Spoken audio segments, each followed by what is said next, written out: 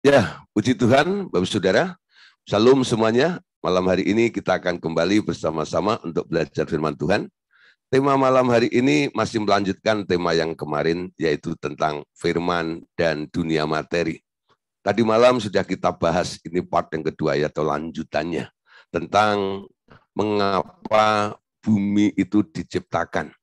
Sudah saya jelaskan kenapa Tuhan menciptakan bumi. Dan diciptakan spesial, beda dengan planet-planet atau tempat-tempat yang lain. Ternyata di bumi itu ada kehidupan dan bisa didiami. Nah, disinilah ternyata mata Tuhan tertuju ya kepada semua orang yang ada di bumi ini. Ya, bumi ini sekarang menjadi perhatiannya Allah.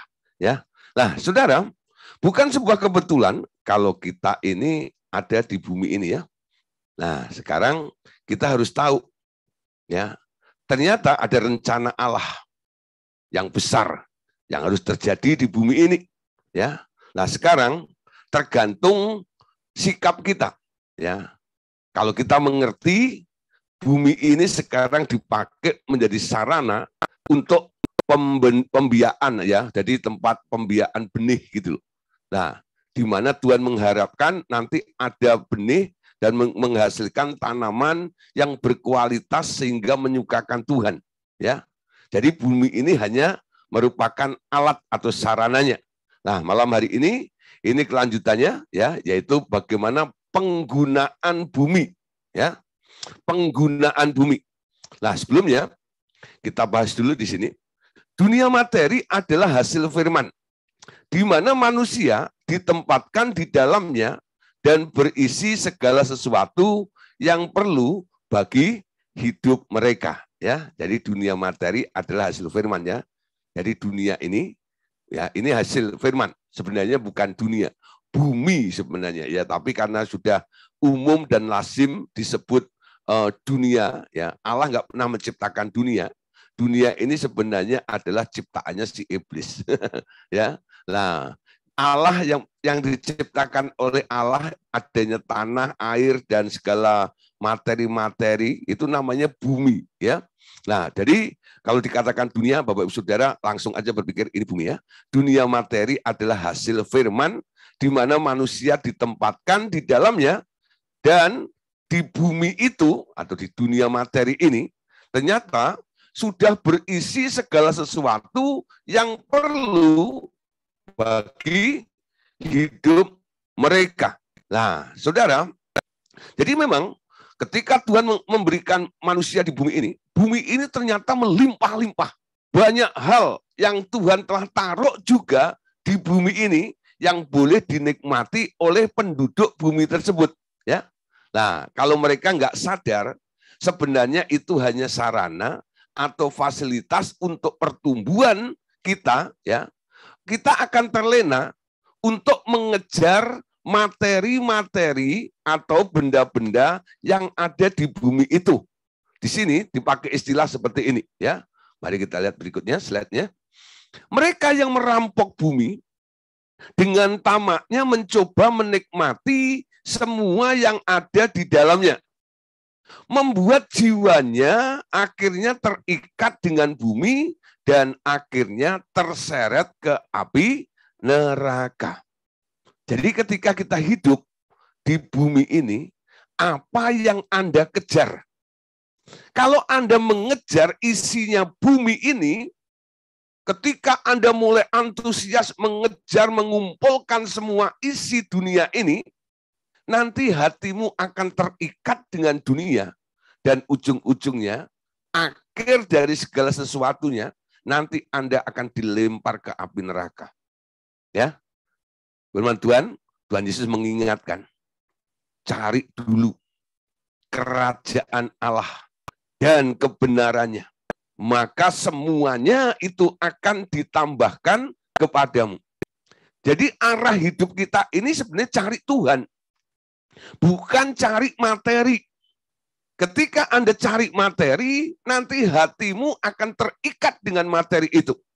Peringatan keras yang Tuhan Yesus pernah katakan juga, di mana hartamu berada, di situ hatimu berada. Amin. Harta itu apa sih sebenarnya? benda-benda yang Anda anggap penting, benda-benda yang Anda anggap berharga. Itu namanya harta. Betul? Nah, banyak orang kadang-kadang mengejar hal-hal seperti itu yang bersifat materi. Nah, saudara, kalau Anda mengenal Yesus, prinsip hidup Anda akan terbalik dengan dunia. Paulus ketika mendapatkan Yesus atau berjumpa dengan Tuhan Yesus, Paulus berkata begini, sejak aku mengenal Tuhan Yesus, sejak aku menerima Tuhan Yesus, sejak aku mendapatkan Tuhan Yesus, apa yang dulu aku anggap untung, ya, itu adalah sampah belaka. Karena Kristus. Betul? Jadi prioritas penting, hal yang utama sekarang dalam pikiran Paulus siapa? Yesus itu harta saya. Hartamu apa? Kalau ada orang ditanya, hartamu apa? Oh Pak, ada emas 3 kintal di rumah saya. Ada berlian Pak 3 ton di rumah saya. Wah, saudara, pamer seperti itu ya. Nah, saudara, itu harta-harta nggak pernah bisa menolong Anda. Tuhan Yesus juga pernah mengingatkan, apa gunanya seseorang memperoleh seluruh isi dunia ini, tapi jiwanya binasa. Amin. Saya harap Bapak Saudara, dengan 3 ayat contoh tadi itu, cari dulu kerajaan Allah dan kebenarannya. Sejak aku menerima Yesus, semua aku anggap sampah. Karena aku telah menemukan yang lebih berarti dari semua yang ada di dunia ini. Apa gunanya seseorang memperoleh semua isi dunia ini kalau ujung-ujungnya nanti jiwanya binasa. Nah, saudara, mengejar dunia ini nggak ada habisnya.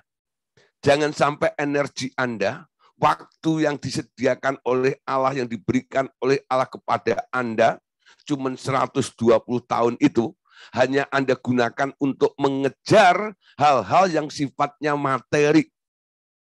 Nanti Anda kaget. Kalau Anda mulai sadar bahwa tujuan hidup Anda adalah berubah, untuk diubah menjadi serupa dengan Kristus, tapi waktu Anda sudah tinggal berapa tahun ke depan begitu, wah, kenapa ya? Dulu aku buang waktu saya sia-sia seperti itu. Mari saudara, hidup ini kesempatan. Bukan hanya kesempatan melayani Tuhan, tapi juga kesempatan untuk kita berubah. Untuk kesempatan kita boleh bertumbuh. Karena itulah yang diharapkan oleh Allah. Ketika kita berjumpa dengan Allah, Tuhan nggak tanya, gelar apa yang sudah Anda raih? Berapa harta yang engkau miliki? Enggak.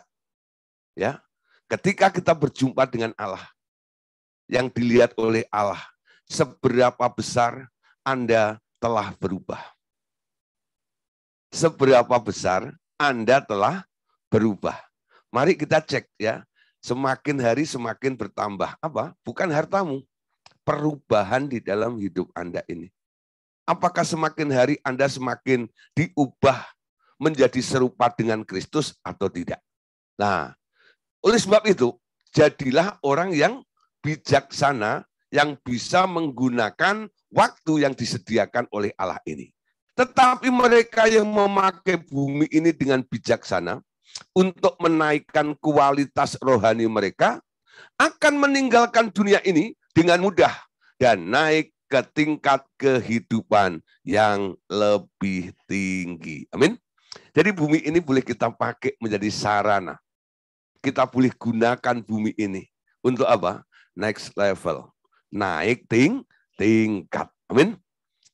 Jangan Anda bangga bisa naik baby Benz atau Lamborghini. Tapi Anda nggak pernah mengalami perubahan dalam kehidupan Anda. Ya, nah saudara, mari kita lihat apa yang ditulis oleh Rasul Petrus dalam 2 Petrus pasal 3 ayat yang ke-10. 2 Petrus 3 ayat 10, tetapi hari Tuhan akan tiba seperti pencuri. Pada hari itu, langit akan lenyap dengan gemuruh yang dahsyat, dan unsur-unsur dunia akan hangus dalam nyala api, dan bumi dan segala yang ada di atasnya akan hilang lenyap. Bumi yang kita diami ini, yang boleh kita gunakan saat ini, itu nanti akan dilenyapkan. Ya, langit akan lenyap, bumi ini akan dihanguskan ke dalam nyala api. Ya, bumi ini akan lenyap semuanya. Mencari, mengumpulkan hal yang nantinya akan lenyap, itu sebenarnya perbuatan yang bodoh. Perbuatan sia-sia. Sekarang saudara, kejar sesuatu yang memiliki nilai kekal. Pastikan, kalau Anda mengejar sesuatu, apa yang Anda lakukan, apa yang sedang Anda kerjakan di atas muka bumi ini, pastikan Anda memperoleh hasil yang memiliki nilai kekal. Amin. Apa itu yang memiliki nilai kekal itu? Segala sesuatu yang ada kaitannya dengan Allah, itu baru dinilai kekal. Semua yang Anda lakukan harus tepat seperti apa yang diinginkan oleh Allah. Sehingga pekerjaan kita tidak pernah terbakar. Karena kualitasnya adalah emas. Ya, diuji karena itu adalah hatinya Allah, itu pikiran dan rencananya Allah. Ketika kita bertemu di hadapan Allah, dan kita adalah orang-orang yang melakukan kehendak Allah, semua yang Anda kerjakan, itu di hadapan Allah, nanti akan diterima dan nggak dibuang ke dalam api. Amin. Nah, saudara, sekarang kita lihat di sini. Kita tahu ya, bumi ini akan dilenyapkan. Percuma kita mengejar bumi. Mereka yang hidup karena firman akan dilatih untuk mengalir bersama Rohku dan juga di dalam kuasaku.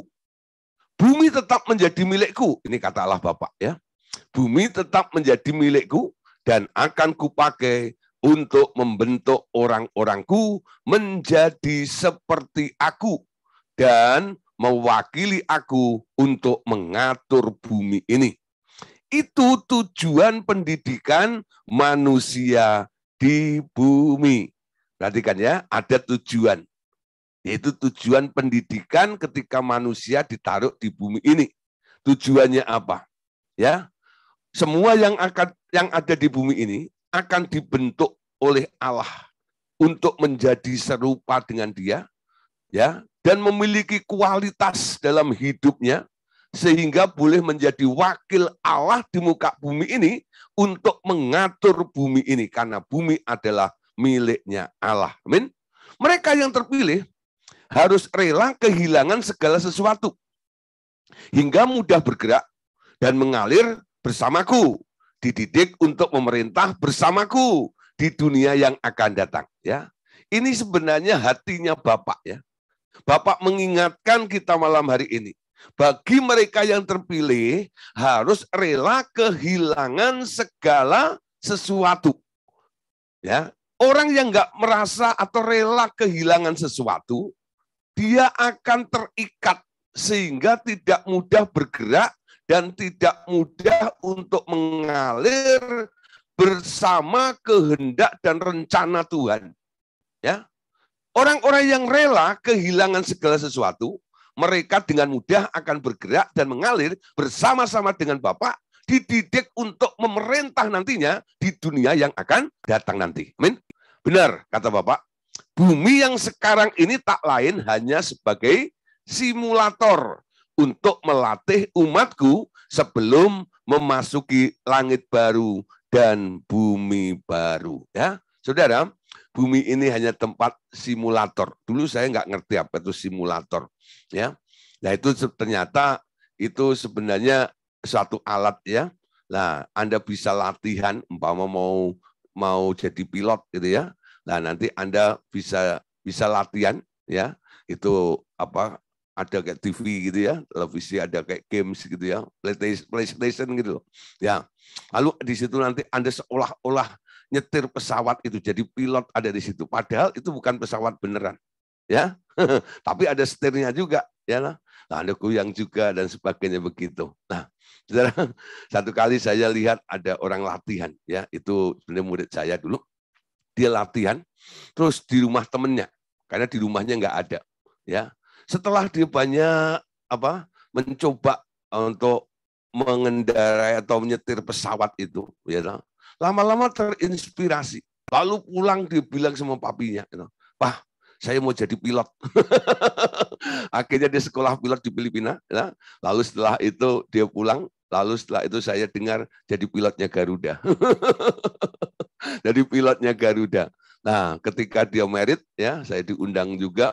Lalu waktu di tengah-tengah merit itu dia mau perkenalkan temannya yang paling berjasa siapa. Dipanggil saudara satu temannya, ya. Lalu dia bilang, saya bisa akhirnya jadi pilot itu gara-gara dipinjemin alatnya sama dia, simulator ini. Jadi saya latihan jadi pilot itu di rumah dia itu. Terima kasih ya, katanya. Nah, bumi itu saudara, sebenarnya sebuah alat yang dipinjamkan aja kepada Anda. Nggak usah dimiliki. Untuk apa? Kita berlatih. Ya. Jadi bumi itu bukan hal yang harus Anda kejar untuk Anda miliki. Tapi Anda boleh menggunakannya. Ini maksud saya. Ya. Mungkin Anda nggak punya. Seperti murid saya tadi itu. Tapi akhirnya dia bisa. Dan akhirnya menjadi pilot beneran. Gara-gara apa? Dia pinjam, dia pakai punya temennya. Yang punya ya alat simulator itu, ya dia nggak jadi pilot. Justru yang hanya pinjam tadi, dia yang jadi pilot. Nah, saudara, kita tahu ya. Jadi bukan dia jadi pilot bukan karena dia punya alat simulator itu. Dia cukup menggunakannya. Ingat ya, bumi bukan target untuk Anda miliki. Bumi tetap miliknya Tuhan. Selama ini kita boleh menggunakannya. Amin. Kalau Anda boleh dipercayakan jadi orang kaya, ya nikmati saja. Amin. Kalau Anda boleh berhasil di muka bumi ini, ya Anda jalani saja. Seperti itu loh. Ya, itu artinya apa? Tuhan izinkan setiap orang menurut kapasitasnya. Ya. Nah, ketika Tuhan mempercayakan kepada Anda kapasitas yang besar, yang banyak dalam kehidupan Anda punya tanggung jawab juga di hadapan Tuhan. Amin. Bumi itu hanya alat simulator untuk kita latihan. Ya, Ibrani 2 ayat yang kelima.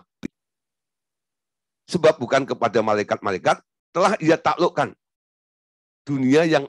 dunia yang akan datang, yakni yang kita bicarakan ini. Saudara, jadi dunia yang akan datang ini bukan disediakan untuk malaikat, maksudnya. Untuk siapa? Untuk kita, untuk manusia.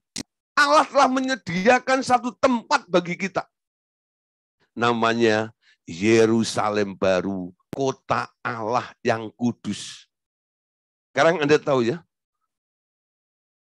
target, sasaran Anda, tujuan Anda, kalau Anda nanti meninggal, ketemu dengan Tuhan, tempatnya di mana?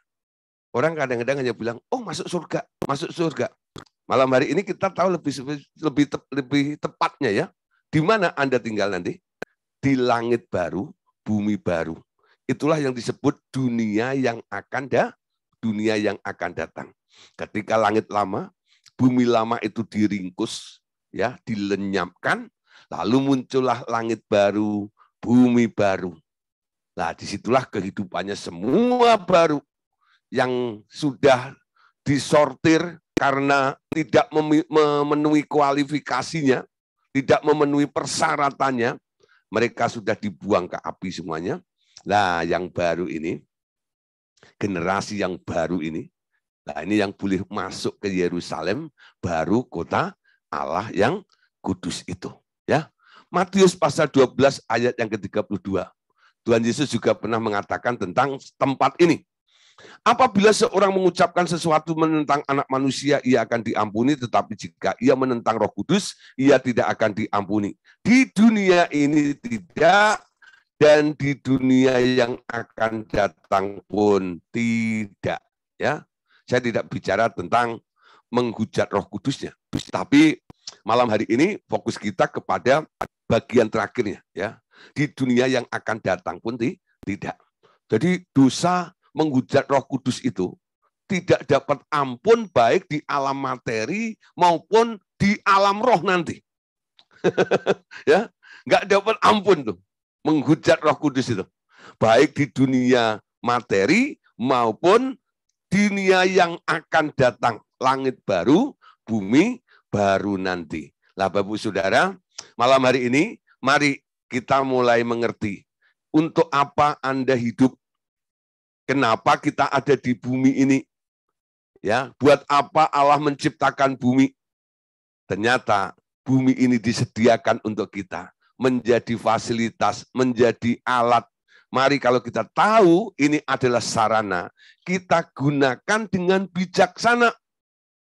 Bumi ini hanya membawa kita nantinya untuk kita boleh diubah semakin hari menjadi serupa dengan gambarnya Bapa. Amin.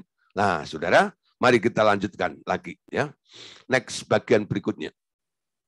Kita akan bicara tentang nyawa sebagai materi di dunia roh. Perhatikan Bapak Ibu Saudara di sini bahwa iblis berusaha memanfaatkan nyawa manusia sebagai bahan untuk membangun kerajaannya di bumi. Mereka memakai nyawa manusia sebagai perisai untuk melindungi diri mereka dari serangan yang datangnya dari luar. Itu terjadi juga dengan engkau ketika urapan kuasamu bertambah di dalam dirimu. Engkau tak mudah diserang guna-guna api atau panah berapi karena engkau membangun perisai yang kuat melindungimu. Tetapi sering serangan itu jatuh kepada orang lain di dekatmu. Hal seperti itu juga yang dikerjakan iblis dengan giat sekarang. Ia membunuh banyak manusia tanpa belas kasihan untuk memperoleh nyawa manusia banyak-banyak agar kekuatannya bertambah dan berusaha memperpanjang usia kerajaannya di bumi. Jadi boleh disimpulkan, nyawa manusia adalah komoditas yang diperjualbelikan di dunia roh. Kita sebut perisai itu sebagai urapan. Sebenarnya tak lain dari kekuatan mental, tenaga dalam, kekuatan latin manusia yang dibangkitkan melalui usaha dan kekuatan daging sehingga bercampur dengan urapan Roh Kudus. Disimpannya di dalam nyawa orang itu sehingga seperti benteng terhadap kekuatan gaib, serangan tenaga dalam atau urapan yang lainnya. Nah, Saudara, kita tahu ya, nyawa itu ternyata sekarang menjadi barang komoditas yang diperjualbelikan di dunia roh. Anda tahu ya, iblis ketika dia terputus dengan Allah, dia nggak dapat lagi asupan dari sumbernya karena dia terputus. Nah, untuk memperpanjang masa hidupnya ini, iblis ini cari kehidupan dari benda-benda yang hidup, ya. Nah, disedot dari binatang. Binatang ada nyawanya, ya, sedot dari situ. Dari tumbuh-tumbuhan, disedot semuanya di situ. Lalu ketemulah makhluk yang namanya manusia, yang nyawanya jauh lebih baik daripada nyawa binatang maupun nyawa di tumbuh-tumbuhan itu. Nah, saudara, akhirnya manusia dikejar, dikejar oleh si iblis. Ya, Alkitab mengatakan keturunan perempuan itu akan bermusuhan dengan ular. Lah, selalu dikejar. Kenapa iblis selalu mengejar manusia? Disedot nyawanya untuk nyambung kehidupan mereka. Ya, nah saudara, sekarang kita lihat juga ada gambaran yang diberikan oleh Bapak itu ya kepada penulis yaitu Pak Andreas di sini. Tadi dikatakan itu terjadi juga dengan engkau ketika urapan kuasamu bertambah di dalam dirimu. Engkau tak mudah diserang dengan guna-guna atau panah berapi karena engkau membangun perisai yang kuat melindungimu, ya. Tetapi serangan itu jatuh kepada orang lain di dekatmu. Nah, saudara, sekarang kita lihat, saudara, ya. Jangan Anda ini menjadi pesan aja ya. Jangan terlalu dekat dengan orang-orang yang berurapan, saudara. Dampaknya kurang bagus sebenarnya, ya. Nah, orang-orang berurapan itu dia menggali terus urapan-urapan itu untuk menjadi benteng di dalam kehidupannya. Memang betul. Ketika Anda powerful, ya, urapan itu penuh di dalam kehidupan Anda. Banyak serangan-serangan dari orang-orang yang coba menyerang Anda, itu mental, ya. Itu mental. Itu saya alami juga. Ya. Ketika kami dulu masih membangun urapan seperti itu, lalu ada orang pernah telepon dengan Pak Gideon, ya, saya diceritain teman saya. Ya, teman saya ini sebenarnya kayak sedikit kecewa, marah gitu dengan Pak Gideon. Ya. Lalu dalam doanya doa sihir, ya, mau kirim, tapi bukan kirim duit, tapi kirim senjata gitu loh ya, untuk menghancurkan atau merusak kehidupan saya ini. Tapi saudara, ya, sepertinya ada tembok yang besar gitu, sehingga semua panah-panah apinya yang dilemparkan ke saya ini itu jatuh di tengah sebelum mengenai saya. Kira-kira. Bahkan ada yang balik lagi ke sana. Ya, nah, saudara, dari situ, ya, dari informasi orang ini, saya mulai mengerti ini. Ya, orang yang membangun urapan sebenarnya sedang membangun benteng. Ya, membangun benteng. Gak heran, saudara, ya, ada orang-orang yang dekat dengan orang-orang berurapan. Nanti tahu-tahu kayak kena strom itu ya, belum disentuh gitu udah geplak dulu, udah jatuh terlebih dahulu ya. Nah, ada juga beberapa orang yang menyentuh tangan orang yang berurapan itu seperti kena strom gitu ya. Nah, seperti kena strom gitu. Wah, aku nggak tahan ya, pegang tanganmu. Kayak ada stromnya seperti itu. Ya, lah seperti benteng. Lah memang saudara, orang yang berurapan itu bisa jadi sakti seperti itu. Tapi saudara, apa yang terjadi? Pengalaman dari Pak Andreas khususnya ya, yang menulis buku ini, ternyata beliau menuliskan di sini dan ini adalah pesan daripada Allah Bapa. Ya, memang itu membuat dirimu semakin kuat. Tapi ada korbannya. Korbannya siapa? Orang-orang di sekitarmu.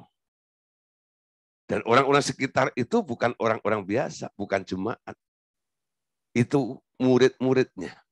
Ya, tim kadang-kadang seperti itu. Ya. Nah, saudara, hati-hati nih. Dekat-dekat dengan orang-orang yang berurapan ini, ya. Nah, nanti bisa juga ya, orang itu menyerang orang berurapan itu nggak kena ya, senjatanya jatuhnya kepada Anda yang di sekitarnya situ. Ya.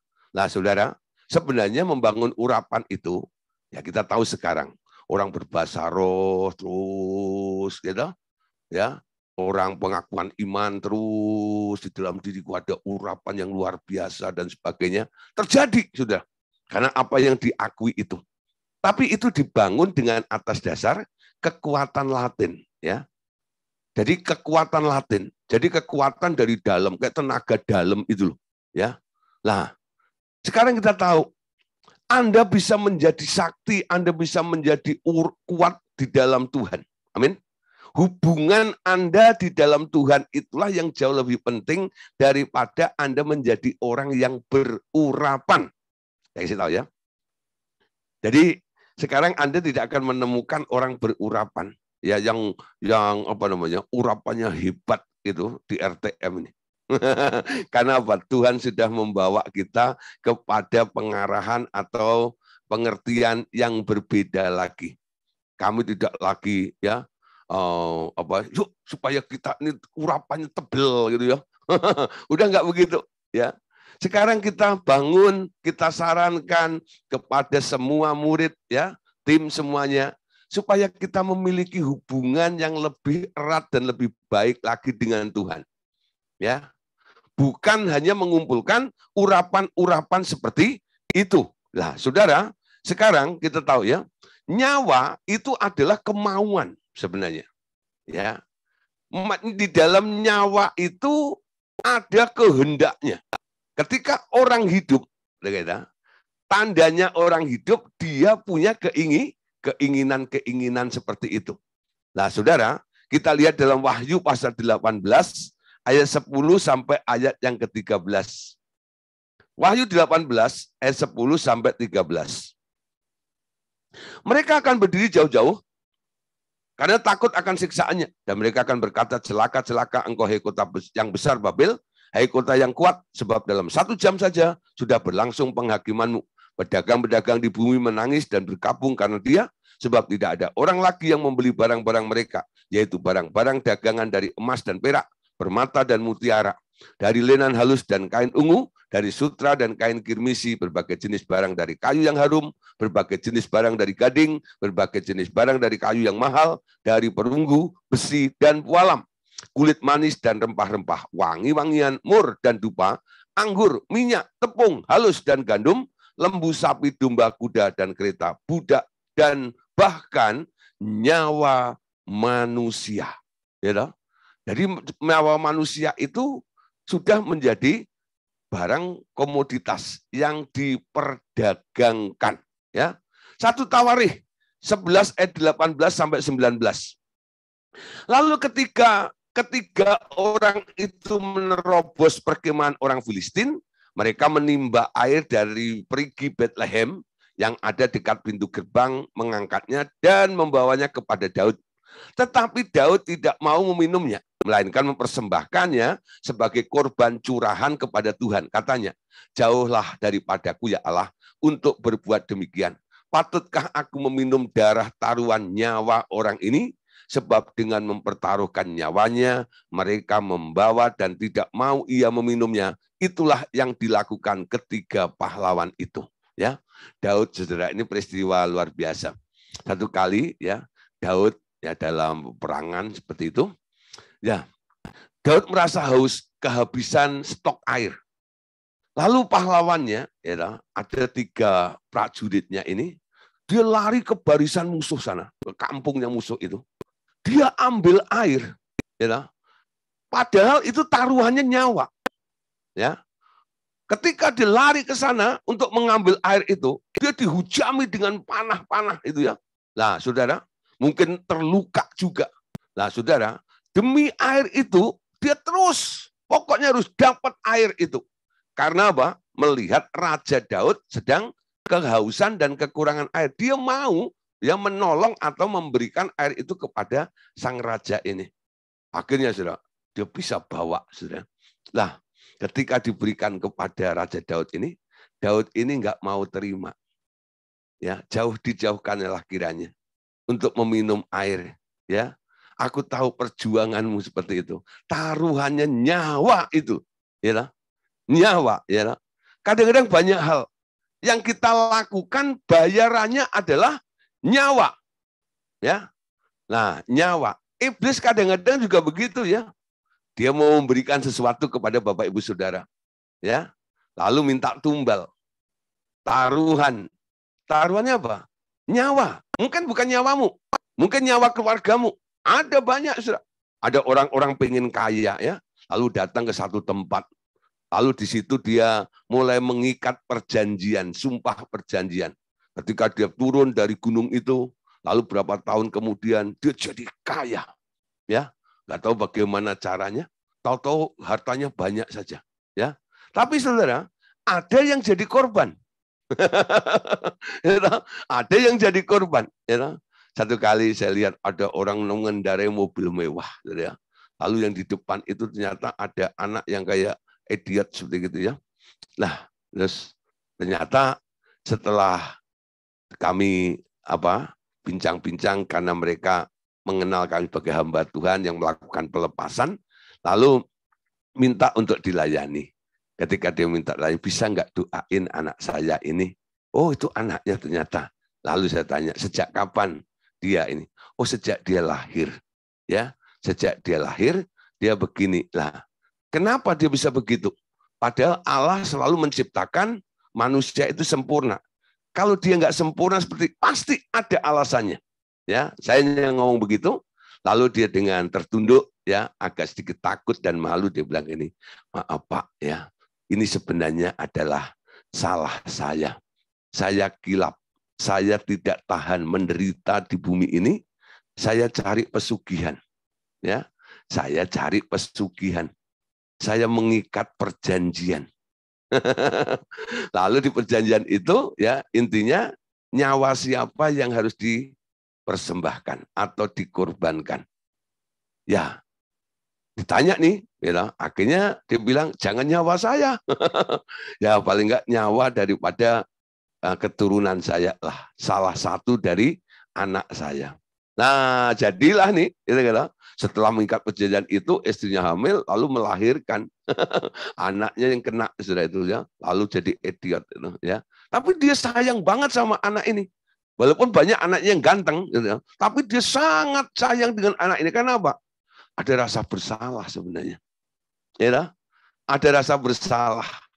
Kamu jadi seperti ini gara-gara papa ini. Ya, nah, dia akhirnya menyadari. Ketika ketemu dengan saya, lalu dia mulai curhat seperti ini. Oke, ya, di hadapan Tuhan nggak ada dosa yang tidak bisa diampuni. Minta ampun kepada Tuhan. Mau nggak? Minta ampun kepada Tuhan. Bayar apa yang perlu dibayar. Ya, oke. Akhirnya saya bimbing, saudara, untuk minta ampun kepada Tuhan. Ya, intinya, ya, memang saya tidak melihat mujizat yang langsung membuat anak itu langsung menjadi normal seperti itu. Paling tidak, saudara, saya bisa merebut nyawa daripada keluarga ini yang sudah dikuasai oleh si iblis. Loh? Karena dia sudah mengikat perjanjian dengan si iblis. Sekarang, saya jadikan keluarga ini adalah keluarga Elohim. Keluarga Allah. Nah, tentang anak yang idiot ini, nah itu kadang-kadang butuh terapi kadang-kadang ya. Nah, akhirnya sama mulai dicariin guru les ya, yang bisa terapi dia dan sebagainya gini. Tapi secara roh, saya memerdekakan mereka dari cengkeraman si iblis itu. Ya, demi kekayaan, saudara. Ada orang yang rela bayar dengan nyawa. Nah, ini contoh aja ya. Nyawa ini sudah menjadi barang komoditas di alam roh. Ya. Iblis selalu menuntut nyawa manusia. Nah, ada orang yang kerja banting tulang. Berangkat pagi, pulang tengah malam, gitu ya. Sampai lembur supaya apa? Lebih banyak dia mendapatkan harta, ya. Pengen kaya dan sebagainya. Memang bisa, ya. Akhirnya setelah dia sampai usia sekitar 45-50 tahun, dia jadi orang yang kaya. Ya? Tapi sudah badannya rusak semuanya. Badannya rusak semuanya ya. Nah, setelah 50 tahun banyak penyakitnya ya. Nah, sebentar-sebentar masuk rumah sakit ya, keluar sebentar, masuk lagi, keluar sebentar masuk lagi. Hartanya ludes, you know? Apa yang dikumpulkan bertahun-tahun itu, you know, hanya habis untuk bayar rumah sakit. Ya, ada yang terjadi seperti itu. Ya, jadi tenagamu dia itu disedot, diperes sama setan sebenarnya. Itu bayar nyawa namanya. Ya, bayar nyawa. Nah, saudara, kita nggak usah kayak begitulah. Betul nggak itu? Kalau aturannya kerja 8 jam, 7 jam, 8 jam, ya sudah, 8 jam itu aja. Betul nggak itu? Nggak usah sampai buang energi seperti itu. Ya, Daud bisa menghargai nyawa orang. Sehingga walaupun dia haus, dia tahu dari mana sumber air itu. Itu air. Cara mendapatkannya. 3 prajurit ini berjuang. Taruhannya adalah nyawa. Kalau aku minum air itu, sebenarnya aku minum nyawa orang itu. Sehingga dia nggak mau. Dan dia berkata, semoga dijauhkan dari Tuhan. Ya, daripadaku, untuk meminum air yang diberikan oleh 3 pahlawan itu. Ada orang yang bisa menghargai nyawa, ada orang yang tidak bisa menghargai nyawa. Padahal iblis sedang menuntut nyawa-nyawa itu. Amin. Nah, Yesaya 53 ayat 11 sampai ayat yang ke-12. Sesudah kesusahan jiwanya, ia akan melihat terang dan menjadi puas, dan hambaku itu sebagai orang yang benar akan membenarkan banyak orang oleh hikmatnya, dan kejahatan mereka dia pikul. Sebab itu aku akan membagikan kepadanya orang-orang besar sebagai rampasan, dan ia akan memperoleh orang-orang kuat sebagai jaran, yaitu sebagai ganti karena ia telah menyerahkan nyawanya ke dalam maut, dan karena ia terhitung di antara pemberontak, sekalipun ia menanggung dosa banyak orang dan berdoa untuk pemberontak. Nah, saudara, bicara tentang nyawa, ada satu pribadi yang rela mengorbankan nyawanya untuk orang lain. Dan dia pantas untuk menjadi sahabat kita. Namanya adalah Yesus. Amin. Dia berikan nyawanya. Ya. Dia berikan nyawanya untuk Anda dan saya. Sehingga kita yang harusnya mati, kita beroleh hidup. Kita boleh hidup. Karena apa? Yesus berikan nyawanya itu. Amin. Nah, hal yang paling berarti dan berharga diberikan untuk membayar yang seharusnya kita terhukum itu. Ya, saudara, bicara tentang alam materi dan alam roh, ini sebenarnya ada kaitannya luar biasa. Semua yang ada di alam materi ini, itu kan sebenarnya semuanya ada unsur rohnya, betul? Ada unsur rohnya. Walaupun sudah menjadi benda-benda ya yang bisa kita pegang dan ada di sekitar kita. Kita beri contoh ya. Kalau Anda lihat ada batu dan ada pohon. Sebenarnya batu dan pohon itu bisa berbicara. Ya. Contoh gini. Pada masa animisme ya, manusia menyembah batu dan pohon. Ya, pertanyaannya mengapa? Orang-orang zaman animisme itu menyembah batu dan pohon. Jawabannya, karena memang batu-batu dan pohon-pohon itu dapat berbicara. Ya, bagaimana dapat terjadi? Batu pohon itu bisa bicara loh. Itu berapa dekade, gitu, zaman animisme, dinamisme itu, mereka menyembah batu dan menyembah batu dan pohon-pohon itu.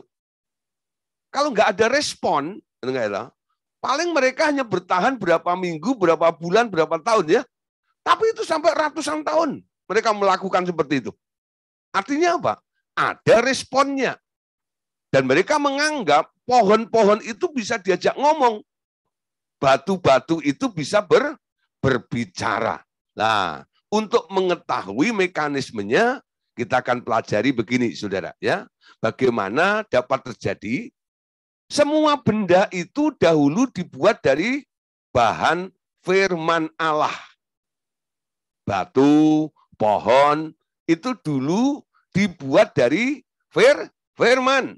Tuhan berfirman. Firman yang telah menjadi suatu bentuk atau to materialize ya. Pada dasarnya semua firman-nya adalah roh dan roh itu dapat berbicara. Hanya kepada mereka tak diberikan kehendak bebas seperti pada manusia. Namun tak semua manusia memiliki kemampuan menangkap suara-suara dari alam roh itu, ya. Nah, saudara, jadi karena sumbernya asalnya dari roh. Firman itu kan roh. Tuhan berfirman, jadilah batu, jadilah pohon, betul nggak ya? Tumbuh-tumbuhan. Sebelum ada pohon, kan dulunya firman, betul nggak ya? Firman itu roh ya. Lalu roh menjadi pohon, menjadi materi.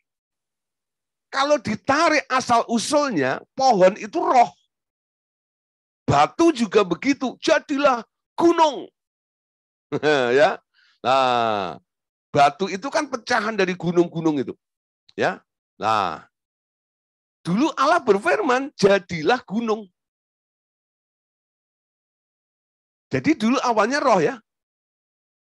Memang Anda lihat, ya, antara pohon dan gunung, kalau pohon itu kan pertumbuhannya kelihatan dari kecil gitu ya, nanti bisa jadi besar, hidup gitu ya. Kalau batu kayak gunung itu, ada bertumbuh nggak? Nah, Anda tahu dulu gunung itu awalnya cuma sedikit kecil ya, lama-lama bisa mengembang jadi besar, membengkak karena apa? Di dalamnya ada isinya, gitu. Nah, nanti bisa muntah juga alias meletus, gitu. Dibilang itu gunung hidup, gitu. Ada gunung mati, ada gunung hidup ya. Ada istilah ya, gunung mati dan gunung hidup ya. Nah, Gunung Merapi di Magelang atau di mana itu? Magelang ya, atau Gunung Merapi. Nah, itu gunung hidup loh. Ya, karena apa? Nanti bisa meletus. Yang bisa meletus itu gunung hidup katanya. Ya, bisa dibilang gunung hidup. Yang hidup ada roh. Pohon hidup, ada rohnya juga. Amin. Nah, saudara, Kita lihat beberapa ayat contoh dalam Lukas pasal 19 ayat 39 sampai ayat yang ke-40. Beberapa orang Farisi yang turut dengan orang banyak itu berkata kepada Yesus, "Guru, tegurlah murid-muridmu itu." Jawabnya, "Aku berkata kepadamu, jika mereka ini diam, maka batu ini akan berteriak." Jadi ada orang nggak senang. Karena apa? Murid-murid Yesus itu mulai menginjil, menceritakan kabar baik tentang keselamatan itu.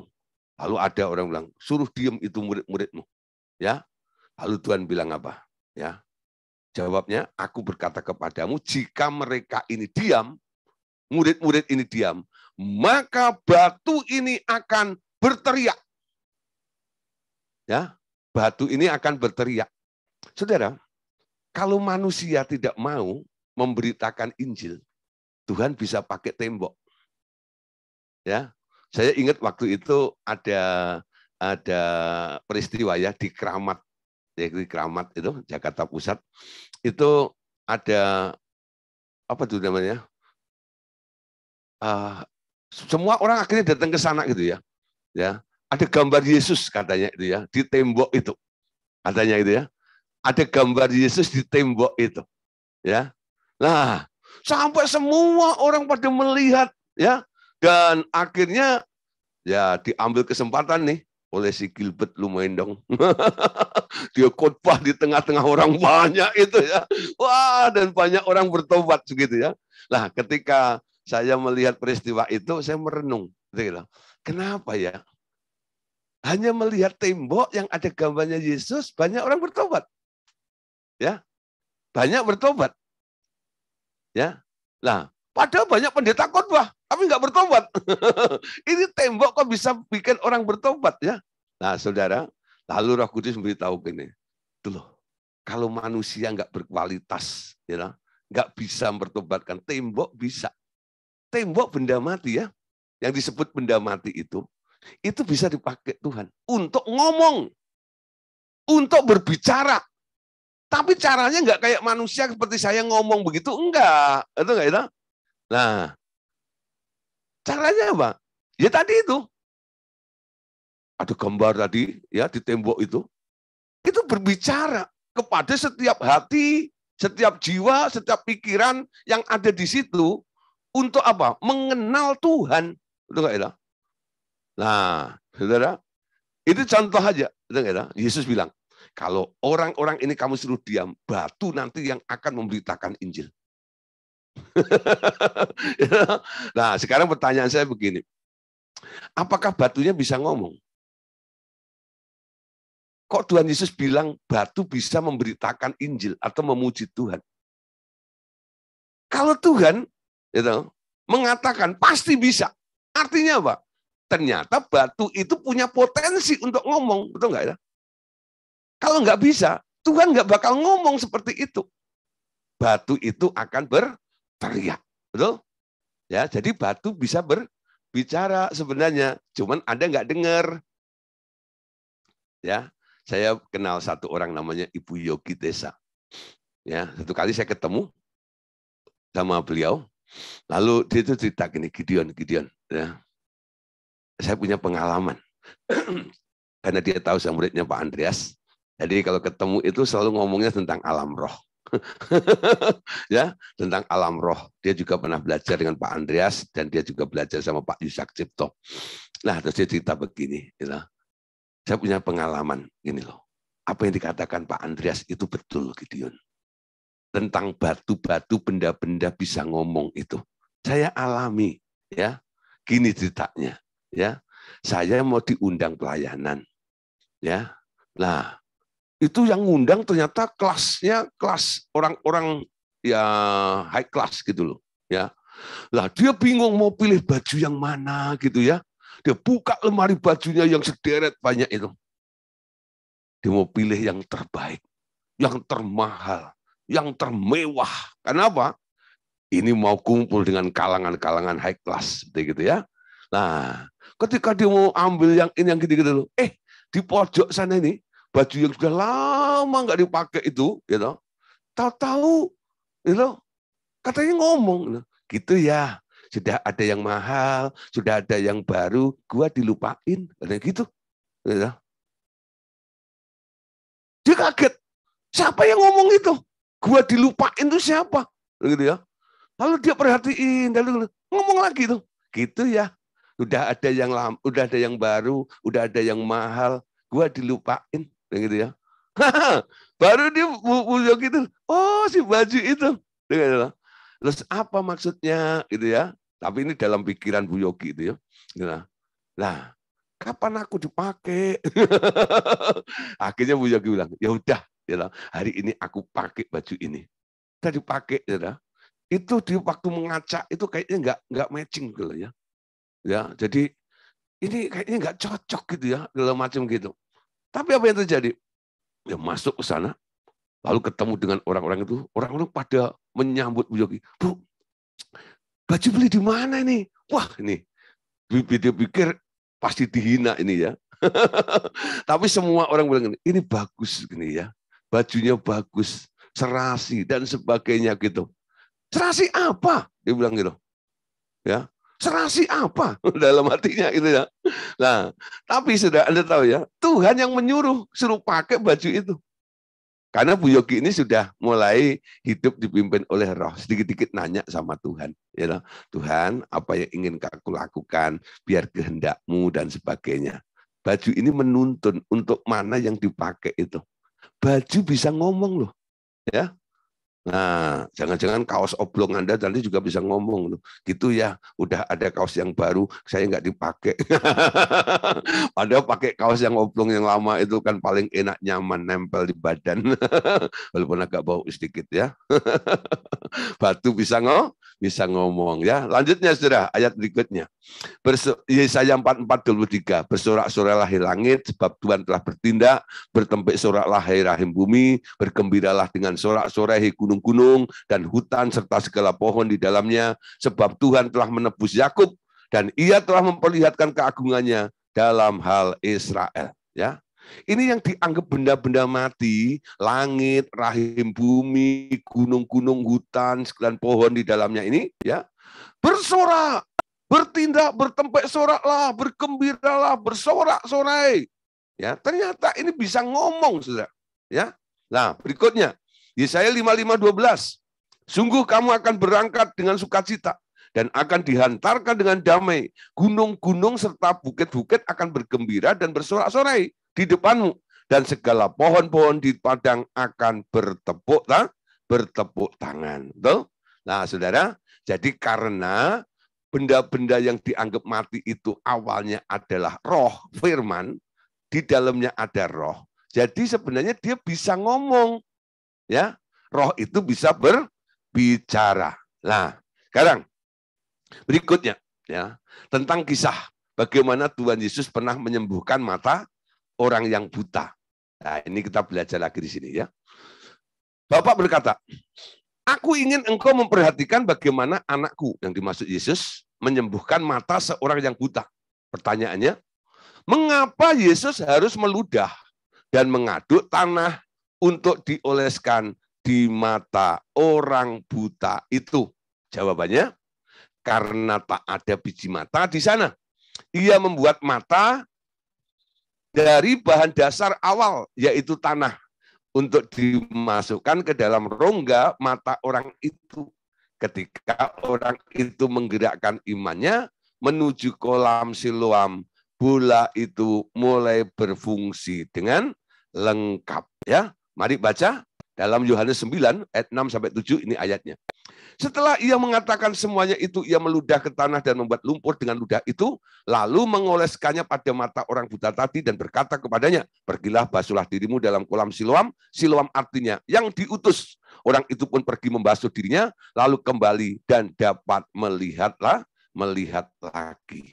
Nah, saudara, ada kuasa untuk mengubah. Nah, dari bahan dasar manusia itu dulu kan dasarnya apa? Tanah liat, betul? Termasuk mata, bola mata itu dulu dari tanah liat awalnya. Ya, ketika diberi hidup, lalu bergerak, betul nggak ya? Dihembusi nafas itu hidup seperti itu. Nah, ketika ada orang buta, ternyata satu orang buta ini beda dengan orang-orang buta lainnya. Makanya khusus untuk satu orang buta ini, Tuhan Yesus meludah ke tanah, lalu buatlah dia gumpalan begitu, ya, 2, masukkan ke dalam mata orang itu. Ya, sebenarnya apa yang dilakukan Yesus? Tuhan Yesus bikinin bola mata orang ini dari tanah.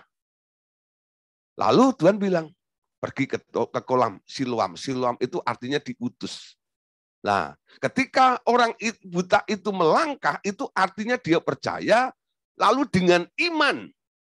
Nah, imannya akhirnya mengubah dari materi tanah itu akhirnya menjadi bola mata itu loh.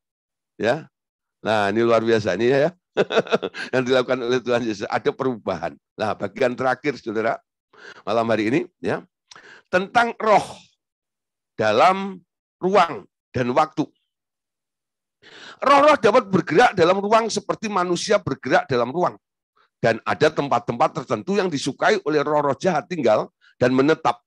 Roh-roh jahat mempunyai daerah tinggal tertentu dan mereka tak mau diusir keluar dari daerah mereka. Mereka dapat diikat di suatu tempat pada suatu saat dan dilepaskan dari ikatannya pada saat yang lain.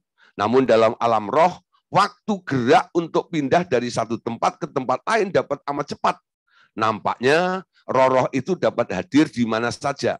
Tetapi ini bukan sifat omnipresent, hanya Allah saja yang memiliki sifat mahadir atau omnipresent. Itu karena memang Roh Kudusnya hadir di mana-mana, ya. Saudara, roh itu punya ruang, punya waktu, ya, ruang dan waktu dan gerak. Tapi beda dengan di alam materi yang selalu terbatas.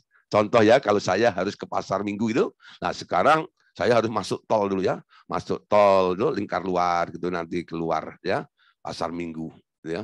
Nah dari situ itu ada macet dan sebagainya gitu ya. Nah tapi Anda lihat, kalau roh nggak perlu saudara, ya, nggak perlu dibatasi dengan ruang dan waktu. Ketika roh itu mau pergi kemana gitu, dia bisa pindah dari tempat satu ke tempat yang lainnya. Tapi roh itu tidak omnipresent. Artinya apa? Ketika dia pindah dari tempat satu ke tempat lainnya, dia tidak ada lagi di tempat awal. Ya, tidak ada lagi di tempat awal, beda dengan Tuhan. Tuhan itu omnipresent, maha hadir. Dia hadir di Amerika, dia juga hadir lagi di Indonesia, dia juga hadir di Tiongkok, dia juga hadir di India, dia juga hadir di Bangladesh, dan sebagainya. Tuhan yang satu itu bisa hadir di mana-mana. Ya, mungkin hari ini ada bilang, Tuhan ada di sini. Jam yang sama, waktu yang sama, mungkin Pak Simon juga ngomong, Tuhan hadir di sini. Ya, nah, Pak Andre Pangestrian juga tahu-tahu dia ngomong, Tuhan juga hadir di sini di waktu jam yang sama. Nah, itu yang disebut omnipresent, ya. Kalau roh itu beda, ya dong. Roh itu kalau mungkin awalnya ada di tempatnya Pak Simon, ya dong. Lalu dia pindah ke tempatnya Pak Andre Pangestrian, ya dong. Nah, dia nggak ada lagi di tempatnya Pak Simon. Lalu dari Pak Andre pindah ke Pak Andreas Andi. Dia nggak ada di tempatnya Pak Andre Pangestrian lagi. Dia sudah pindah ke Karawang. Di tempatnya Pak Andreas Andi di sana. Betul nggak itu? Nah, satu kali roh itu pengen datang ke Metro Permata. Mau ketemu saya nih. Nah, dia ninggalin tempatnya Pak Andreas Andi, sekarang ada di tempat saya. Kalau Tuhan nggak gitu. Tuhan yang saya jumpai, di jam yang sama dijumpai Pak Simon, di jam sama dijumpai Pak Andreas, ya, Pak Yunus dan sebagainya. Walaupun tempatnya beda, Karawang, Bogor, ya, nah, Cibubur dan Metro. Tapi sudah Tuhan yang sama ada di tempat yang berbeda-beda. Itulah yang disebut omnipresent, ya. Nah, ada contoh ya bahwa roh-roh itu tidak omnipresent. Ketika satu kali ya iblis ketemu dengan Tuhan, ya ditanya oleh Tuhan dalam Ayub 1 ayat yang ke-7, maka bertanyalah Tuhan kepada iblis. Iblis itu kan roh. Dari mana engkau? Lalu jawab iblis kepada Tuhan, dari perjalanan mengelilingi dan menjelajahi bumi. Ya, nah iblis itu enggak omnipresent. Tadi dia pergi ketemu dengan Ayub, lalu jalan-jalan di hadapan tahta Tuhan di surga. Ditanya dari mana, iblis? Keliling bumi. Nah, kamu tadi mampir enggak ke tanah Uz di timur sana? Oh iya, kamu lihat enggak di sana? Ada orang yang saleh, orang yang diberkati. Oh, aku tahu itu namanya Ayub, gitu ya. Nah, tapi iblisnya enggak ada di situ. Iblisnya sudah ada di depan Allah waktu ditanya itu. Kenapa? Iblis itu tidak omnipresent, ya. Nah, saudara, iblis itu kelihatannya momok gitu ya. Kok iblis itu yang ada di sini kok bisa ada di sana bagaimana? Dia punya kaki tangan. Ya, dia punya channel. Dia punya anak buah. Dia punya antek-antek. Nah, kadang-kadang antek-anteknya itu, anak-anak buahnya si iblis itu, dia ngaku-ngaku jadi Lucifer kadang-kadang. Bisa. Ya. Satu kali saya melayani orang ya, lalu dia manifest. Lalu setelah manifest, tanya, "Hei, siapa kamu?" Nah, kenapa kamu tinggal di sini? Ayo cepat kamu keluar.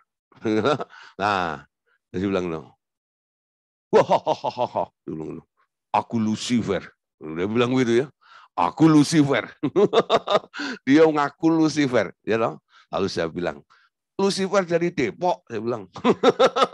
Lucifer dari Hong Kong, bilang gitu ya. Lucifer itu nggak pernah masuk ke tubuh-tubuh orang hidup, sudah. Ke dalam tubuh-tubuh manusia, nggak pernah. Ya, ke tubuh-tubuh binatang, nggak pernah. Lucifer itu selalu menginginkan sebuah tahta. Dia mau dihormati, dia mau dipuji, dia mau disembah. Nah, kalau masuk ke tubuh-tubuh orang hidup, ketemu dengan orang RTM, ya sudah dipindah, dikeluarin di ini, di itu segala macam tuh. Nah, itu kan kayak babu. nggak ada rasa hormat gitu kan. Nah, makanya dia suruh anak buahnya nanti diizinkan. Nanti kalau kamu ditanya, gitu, siapa kamu? Ya, nanti bilang aku Lucifer. Padahal bukan Lucifernya, saudara. Itu enggak itu? AN, atas nama saja. Ya, Anda tahu Lucifer sendiri tak pernah masuk ke tubuh orang hidup. Ya, jadi walaupun kelihatannya ya dia ada di mana-mana, itu cuma kaki tangannya saja. Karena apa? Iblis tidak omnipresent. Ya, berikutnya ayat berikutnya. Daniel 10, 12, 13, 14 sampai 20. Lalu katanya kepadaku, janganlah takut Daniel, sebab telah didengarkan perkataanmu sejak hari pertama engkau berniat untuk mendapat pengertian dan untuk merendahkan dirimu di hadapan Allahmu. Dan aku datang oleh karena perkataanmu itu, pemimpin kerajaan orang Persia berdiri 21 hari lamanya menentang aku. Tetapi kemudian Mikael, salah satu dari pemimpin-pemimpin terkemuka, datang menolong aku dan aku meninggalkan dia di sana berhadapan dengan raja-raja orang Persia. Lalu aku datang untuk membuat engkau mengerti apa yang akan terjadi pada bangsamu pada hari yang terakhir. Sebab penglihatan ini juga mengenai hari-hari itu. Lalu katanya, ya, tahukah engkau mengapa aku datang kepadamu? Sebentar lagi aku kembali untuk berperang dengan pemimpin orang Persia. Dan sesudah aku selesai dengan dia, maka pemimpin orang Yunani akan datang. Ya, jadi roh kita dilihat ya, pergi ya dari tempat satu ke tempat lain, ketemu dengan penguasa di Persia, nanti balik lagi, mau perang lagi. Ya, jadi ketika dia ketemu dengan Daniel, dia tidak ada di Persia, ketemu penguasa Persia itu. Dia pamit sama Daniel. Bentar lagi aku akan tinggalin kamu ya. Aku mau berhadapan lagi dengan penguasa Persia itu. Ya, nah itu menunjukkan malaikat pun ya, itu tidak omnipresent.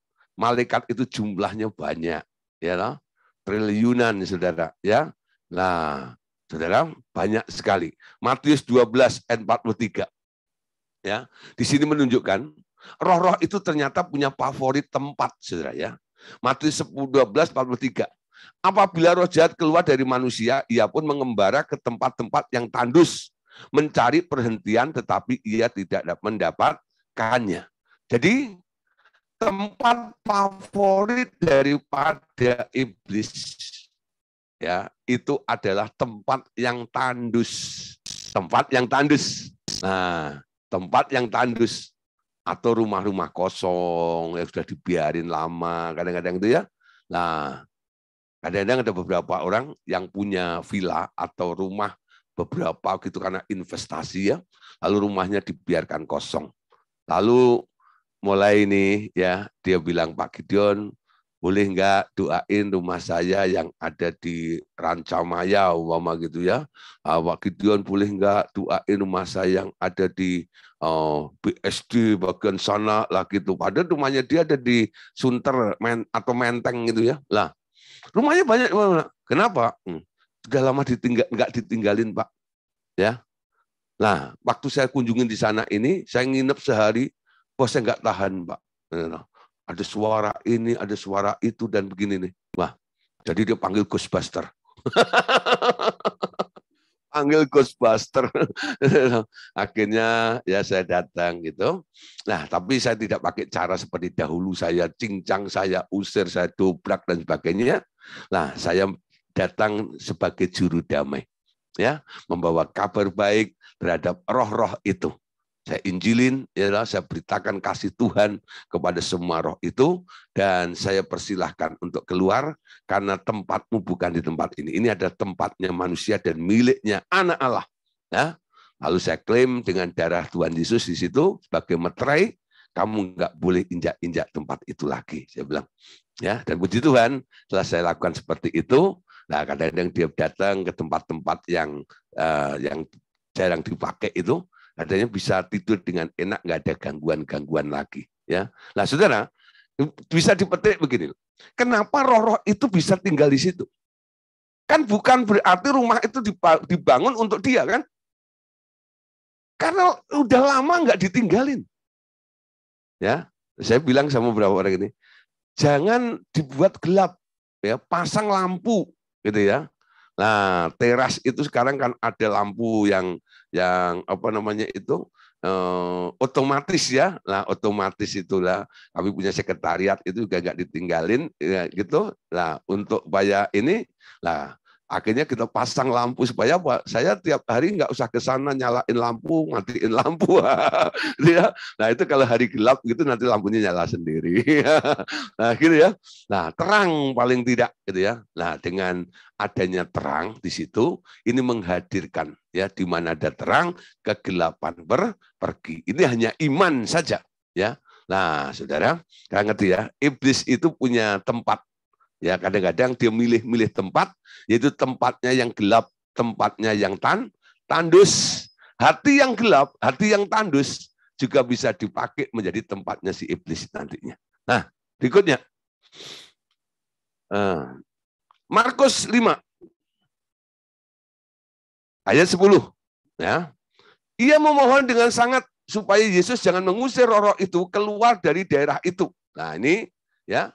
Ada suatu kali Tuhan Yesus ketemu dengan orang gila ya yang ada di Gadara itu. Nah, ternyata dia keluar dari kuburan. Ketika melihat Yesus dia tersungkur dan dia bilang, "Anak Allah, Yesus anak Allah, jangan usir aku." Dia bilang gitu ya. Lalu Tuhan Yesus tanya, ya, "Siapa kamu?" Lalu dia jawab, nah, ya, "Saya adalah Gideon." Kok Gideon? Legion. Gideon. Legion. Ya, nah, legion itu artinya apa? Pasukan. Legion. Ya, nah, satu kok pasukan. Ya, nah, jumlahnya berapa? Ribuan, saudara. Ya, ribuan. Ya, nah, itu ada di satu orang. Jadi satu orang itu bisa kemasukan ribuan roh, saudara. Tahu nggak? Satu orang bisa kemasukan ribuan roh.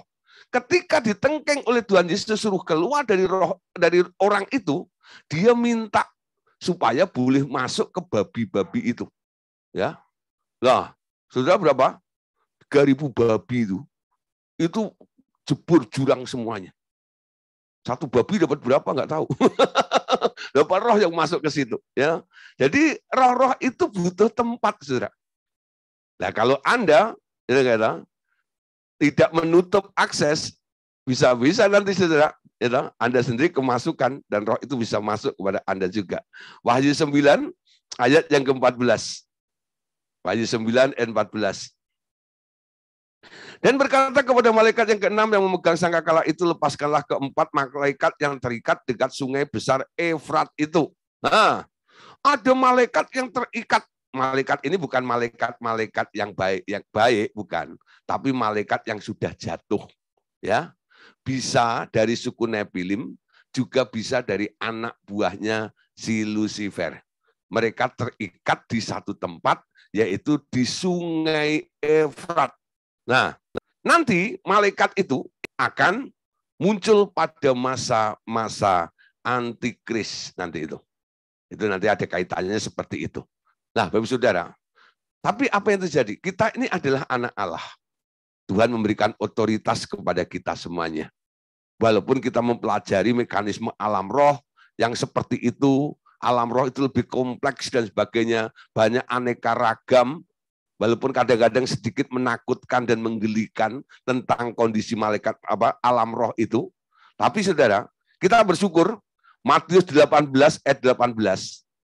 Di sini dikatakan Tuhan Yesus berkata kepada murid-muridnya, aku berkata kepadamu sesungguhnya apa yang kamu ikat di dunia ini akan terikat di surga.